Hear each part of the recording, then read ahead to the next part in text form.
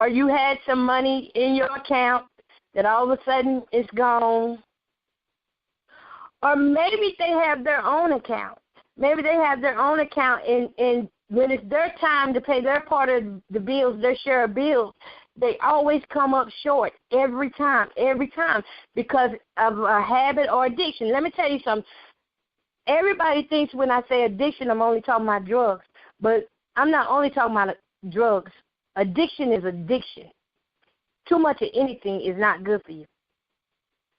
It doesn't have to be drugs, because there's people out here who are not on drugs, and they're just as broke right now as can be because they did not have money management skills.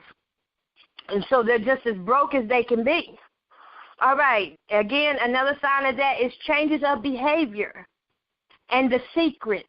You start noticing whenever you're dealing with financial infidelity, you start noticing that your relationship is now growing further apart, when guess what? You're supposed to be growing together, but now it's growing apart. Let me give you a scripture on that, y'all. And I want to say the other word, but I don't know if I should say the other word.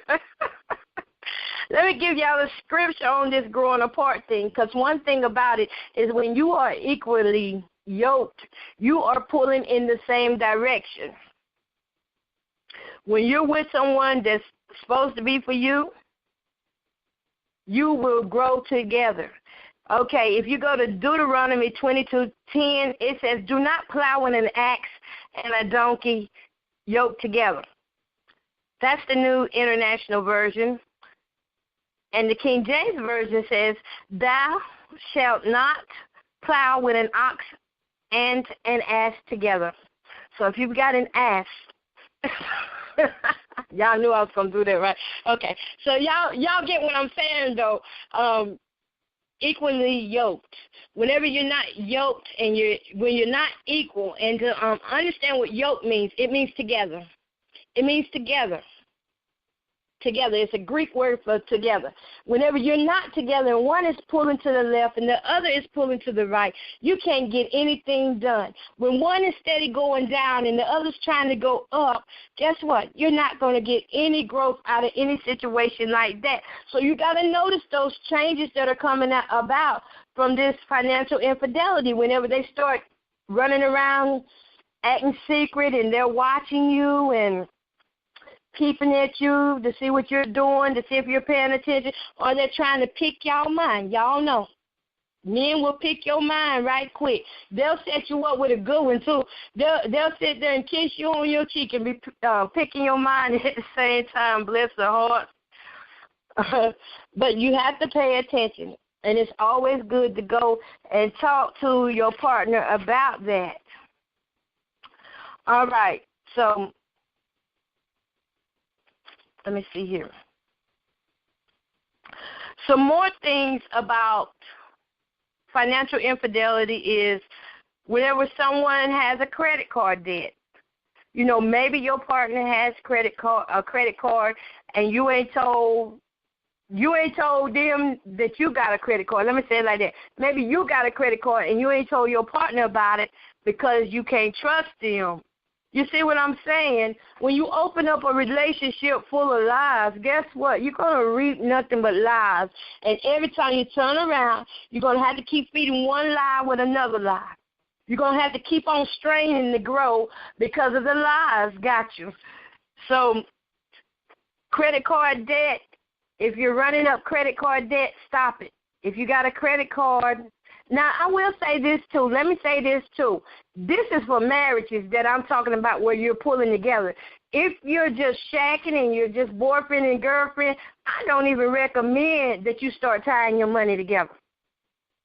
I'm going to make that clear. I don't recommend that. Getting little small things here and there is fine, but if you ain't got no commitment going on, you do not need to be sharing money.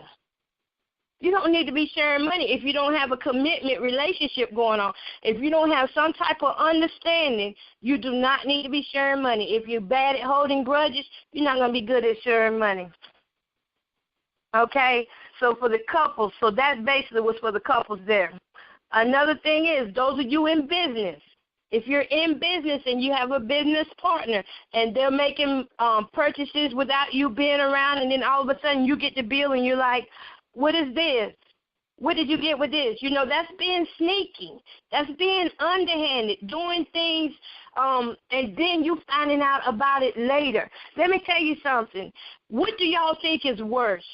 What do you think is worse, somebody cheating on you or somebody cheating on your money? Anybody can answer that. Somebody cheating on you or somebody cheating on your money?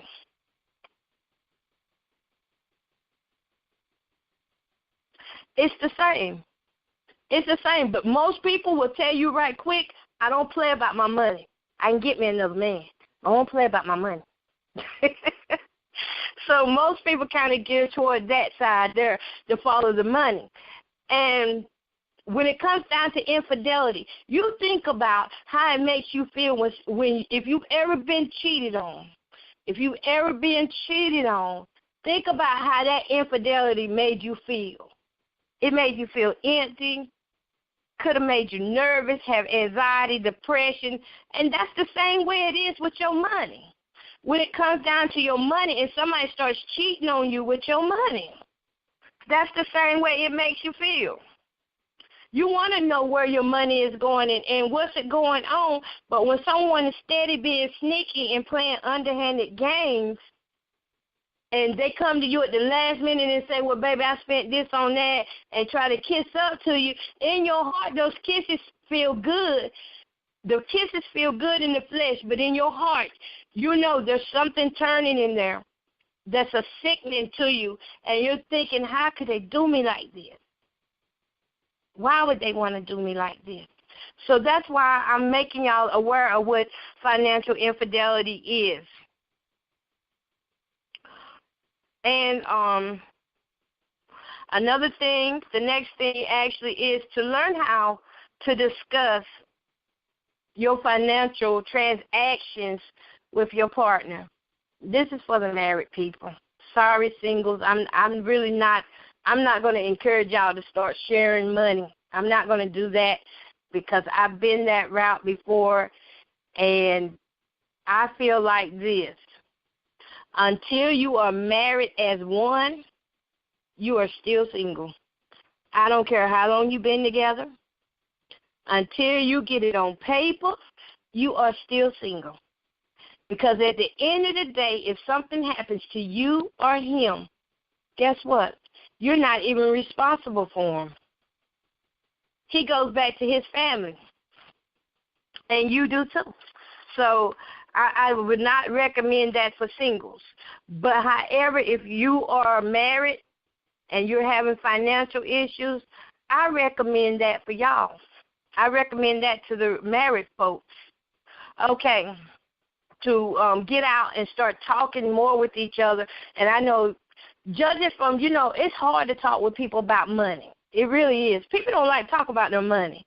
But it's something that we have to get out of, and we have to start doing if we want to get out of these poverty places, these poverty mindsets.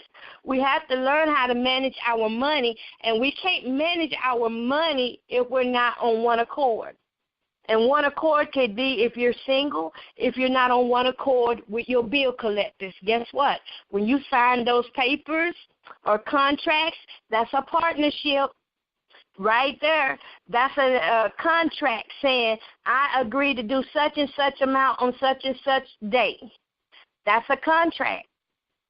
So now you're in a partnership with that bill collector.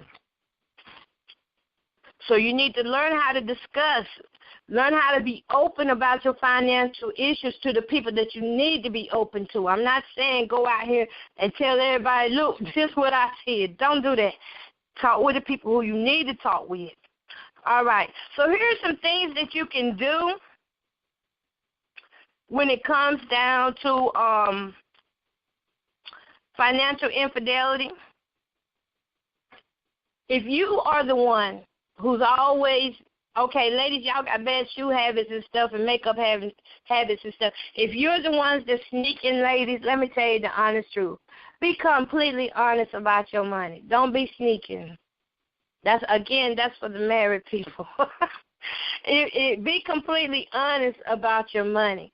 Remember, y'all are in a partnership. You and your husband are in a partnership. You shouldn't be playing against him. You should be playing with him. If that man is getting out there working hard and you ain't doing nothing, but maybe you are doing a little job or something, you owe it to each other to be honest with each other. Don't have your man paying off debt that you knew that y'all didn't have the money to pay. Don't go be buying stuff. Don't be buying stuff that you know that you don't have the money really to pay.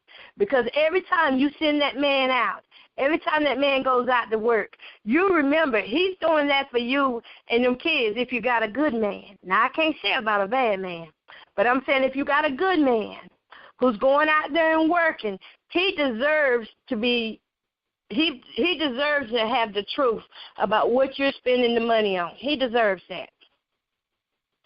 And if you got a good woman, she deserves that. She deserves to know what that man is spending his money on. Because I'm not saying men are all good. I'm not saying women are all good. I'm just saying that couples, when you're in a relationship, you are supposed to grow together. And if you get to the place where you're not growing together, then you might not need to be together. To be honest about it, as I said, 57% of issues in relationships are about money, and that's because of lies. So that's the first thing. Y'all can write it down. Be completely honest about what you owe. Now, the single folks, this is for y'all. Same thing. Be completely honest about what you owe. Have the talk with yourself. Have the talk with yourself. Tell yourself, look, you can't be doing that. You can't spend $15 every time we go out at the restaurant. Every time you're supposed to go to one appointment or go to work, you're spending $15, $20. What can we do to ease this up? Take the burden off. Single folks are bad with money. They're horrible. First of all, because they think because they're single, they're supposed to spend any kind of way that they want to spend. And you can't do that. Well, you can, but you're going to suffer, okay?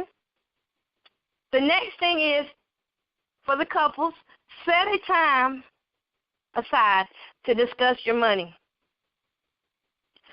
And listen, go to a public place to do it, like maybe a restaurant. Y'all get a booth together, a place where you know that you're going to have peace at and where you're not going to be fussing with one another. Get somewhere, take your papers in there. You know how we used to see people in the restaurants a long time ago? They used to be in there with their briefcases and stuff, looking over papers. That's what y'all need to do. Go sit down, discuss who's going to do what, when it's going to be due, when the bills are due, and where it's going to go. If you have anything extra, where it's going to go. So y'all can go to a public place and discuss that. The next thing is have joint accounts. Now listen what I'm going to say. Listen what I'm going to say closely. Have joint accounts, and that's to pay your bills together. That's going to make sure that the bills get paid. Both of you are going to be contributing to the bills. And I don't believe in that 50-50 mess. I'm sorry. I've been there. I've done that. And I just don't believe in the 50-50 mess. I believe in doing what's right. And what's right is God can lay on your heart to pay the whole thing. And here I is and told you pay half. You know what I'm saying? So I believe in just doing what's right. Instead of the 50-50 thing, y'all help each other. Don't be trying to hold each other in bondage because of the 50-50 thing. Relationships break up because of the 50-50 thing, by the way. Because you're supposed to have each other's back. If one person is down, the other one should be there to pick them up. And if one person wants to stay down and don't want to do nothing to help at all, then you got some decisions to make, because that's your relationship. It goes back to that first thing I said. Something is broken in the relationship. It ain't always about the money. Sometimes it just goes to the relationship itself.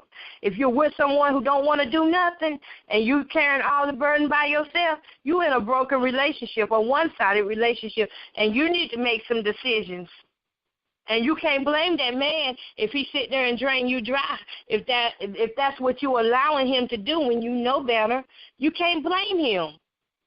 You can't blame him if you sit there and allow him to